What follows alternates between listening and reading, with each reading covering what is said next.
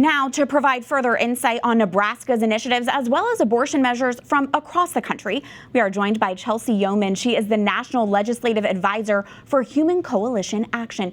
Chelsey, welcome to the show. Thanks for being here. Nebraska is the only state with competing abortion-related measures on the ballot. Can you first speak to the unique nature of what's happening in Nebraska, and won't this situation ultimately be confusing for voters at the ballot box?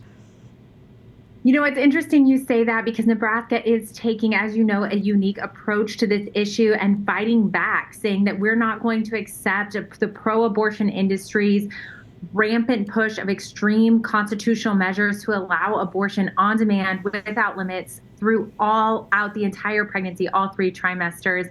And so they're giving voters another option, an option to say, we're going to vote to protect children past the 12-week mark, but also, importantly, allow the legislator there in Nebraska to continue to protect children in the womb before 12 weeks. It's an important measure, and I think it's important for us to know it took the pro-abortionists really 7 months to get the requisite amount of signatures, 200,000 signatures, and it took the pro-lifers only 3 months to get the same amount of signatures. Okay. So don't always believe the polling. Don't always believe what, mass media is telling you.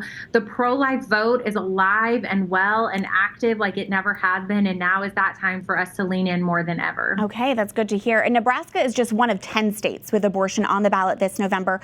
Chelsey, what are some trends that you're noticing with how these abortion measures are being presented? And has the pro-life movement learned from its state failures since the Dobbs decision? I certainly hope that it has. One thing we have certainly learned is that it takes time to educate the grassroots, to educate the voters, because there's such a massive campaign of misleading disinformation and marketing around these ballot measures, fear-mongering around these ballot measures. The truth is, in pro-life states, all 50 states protect women from medical emergencies. That's not only a Supreme Court requirement, but at the state level, statutory requirements. And the other thing we're learning is that the longer that we have these conversations at the grassroots, at the church level, at the local level, with our families and communities, the more people realize the value of innocent human life, and the more people realize how extreme these measures are. And so my encouragement to you is, let's take Arizona as a prime example. As of June, the vote was up to 59% in the polling for the abortion measure. And now today, we have insider intel that the polling is down to 51%. Those conversations matter. Continuing to have those conversations around our dinner table. It doesn't require you to be a policy group. It requires you to have a voice for the unborn. And we're all responsible for that. That's a good reminder. And Chelsey, looking to Florida specifically, recent polls show the pro-abortion ballot initiative there is on track to fail. Florida requires a 60% approval to amend the state constitution, and it is falling short on that.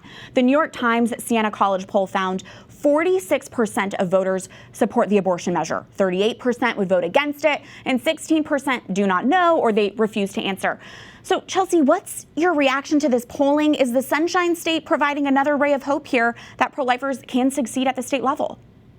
It absolutely is. We know that among Hispanic voters, it's as much as almost 68% of Hispanic voters want to protect life and children in the womb from death by abortion. We also know that even among women voters, every decade older they get, the more pro-life they get. This is a message to Republicans and Democrats alike.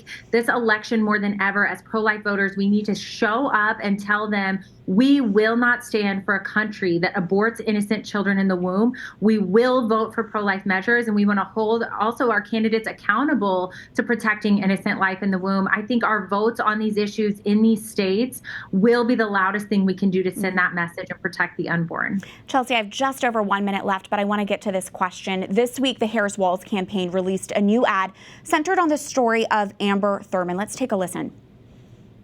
The death of Amber Thurman was likely preventable if she'd had access to abortion care in her home state of Georgia. What happened to her was preventable. My daughter is gone because of what Donald Trump did. Chelsey, Amber Thurman's story, it's tragic. At 28, she died due to complications from taking the abortion pills. But the Harris campaign is blaming her death on Georgia's pro-life law instead. With our minute remaining, how much do stories like Amber's play into this election season? And do they scare voters away from pro-life protections? they do scare voters, but let's educate the voter. She died because she took abortion drugs and died from complications from those abortion drugs. Not only was her abortion successful, but it also took her own life, the life of her and her child. This is tragic, and it falls squarely at the feet of the abortion industry.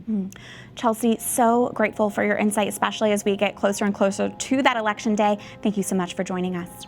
Thanks for having me.